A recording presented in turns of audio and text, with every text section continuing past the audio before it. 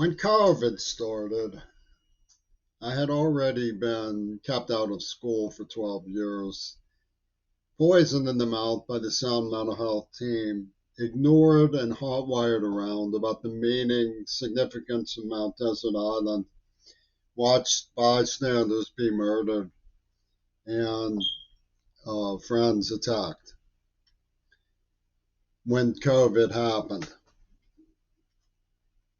All of that had been swept under the carpet. So I heard about the lockdown and got my hands on reading material since I was in-house for a long haul. And the books that I chose were books about Weimar Republic, most particularly concerning the artists of the Weimar era, Alfred Doblin. I got my hands on Werner Fassbinder's Berlin Alexanderplatz and the book that Alfred Doblin wrote, books about the era in which it was being radio broadcast. Bertolt Brecht was one of his contemporaries. And all of this seems to be a good introduction to the topic of the January 6th uprising incited by von Trumpetoon in Washington, D.C. against the U.S. Congress in Joe Biden's election in light of Gaza.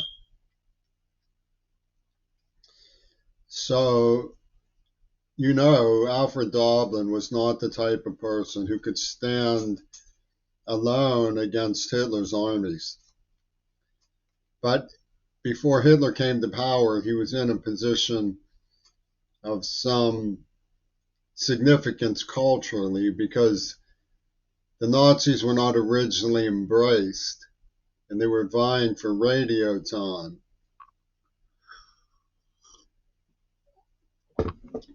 Radio time was critical, and at first people were putting up a resistance. And this is the central point of this argument I'm giving today, is that you may have read, as I did, in various lore about the rise and fall of the Third Reich, that police at first resisted the Third Reich.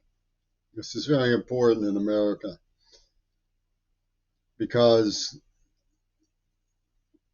the resistance they put up was on behalf of a culture that was gradually falling into esteem. They were being held in derogatory sense as liberals and decadent. So Alfred Doblin was a cute fellow. He was gay, and he was intellectual, and his Berlin was not the Berlin being envisioned by Nazi Germany. The question is whether it was a Berlin that would be effectively protected by the police. Well, if you cut to January 6th, you can see my point. There's some doubt in our society whether or not police and law enforcement should bother to protect the weak and helpless. In fact, it's clear my argument about Gaza stands on the sense that we're abandoning the weak. We're stepping aside the way the police ultimately did and letting the gobblers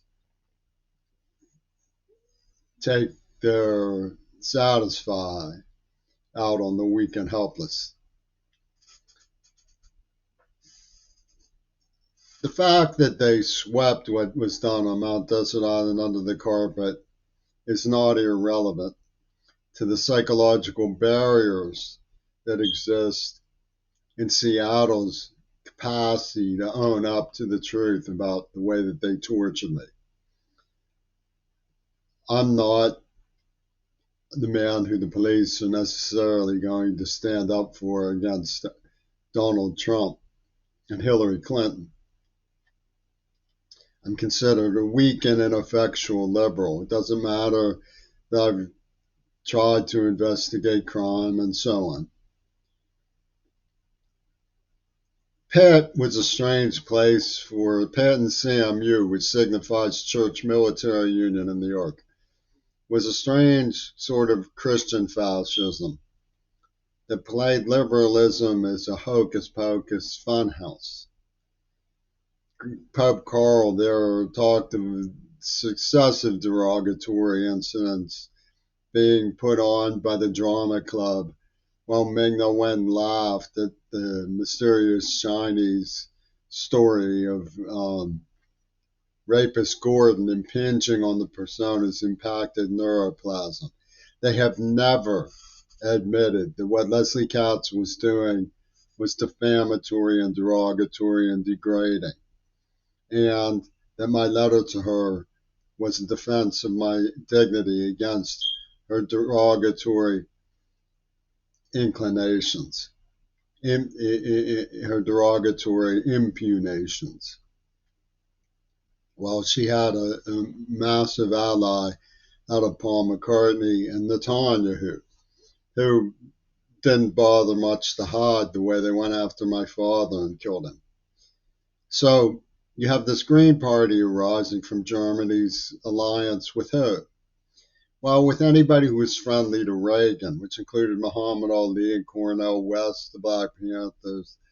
When it came to what the showman crowd on Craig Street pulled and seducing me with a one-night stand with a woman from India, that allowed them to say the race line had been crossed. Okay, so here comes chivalry to protect these derogatory women and the derogatory actions that these derogatory women took towards a deaf poet, while they secreted the letters of Netanyahu's darling Gail Burstyn for Katz in a Gale and Let's Lie alliance.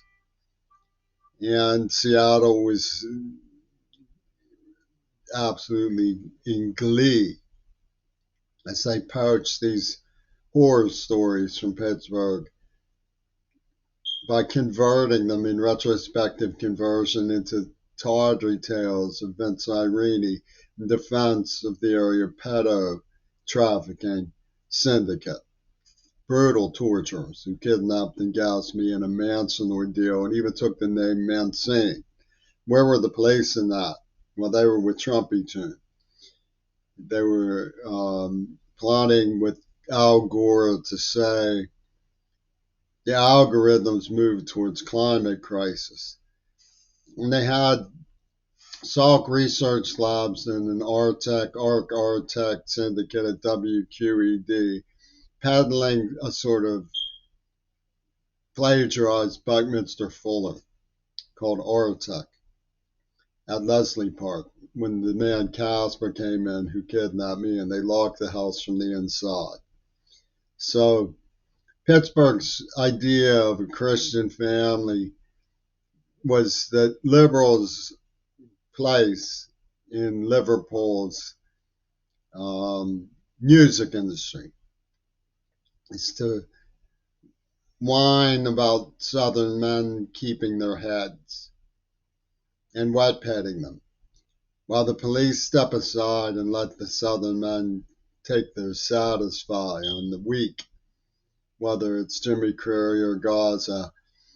The lacklusters in Seattle could, because they like the macho. You know, the mystique of Japanese women that come with the Aryan eyes, gay Southern man. And so they came down, let no one weep, let no one whimper. Take this all like men. And they delivered a fait accompli on 911. They smashed the World Trade Centers. And that woman, Diamond DeGaulle, she's with Kim Kardashian and Kanye West. Kim's Yoko Onoing with a stiletto. You know, they're going to start stabbing people. That's what they did. They started stabbing people. And what they have done as a sort of Wizard of Oz routine from Hollywood or play Lewis Carroll type of pranks with language. Casper, the friendly ghost, he's the one who's going to protect you um, from the abandonment of the liberal wee-wees. And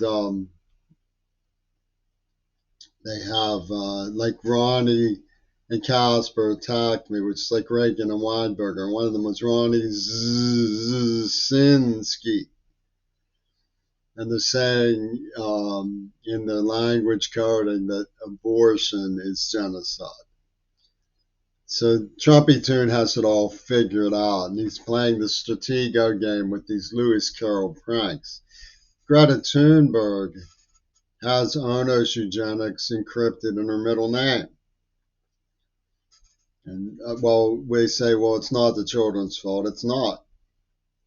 But they heap the blame on me as a child because I was a little boy that they could use symbolically. And it's the symbolism trash that they think measures up as a communication from the moral code of the genocidal decision to raid the rainforest and claim that they're protecting the future. It's flame over Africa stuff.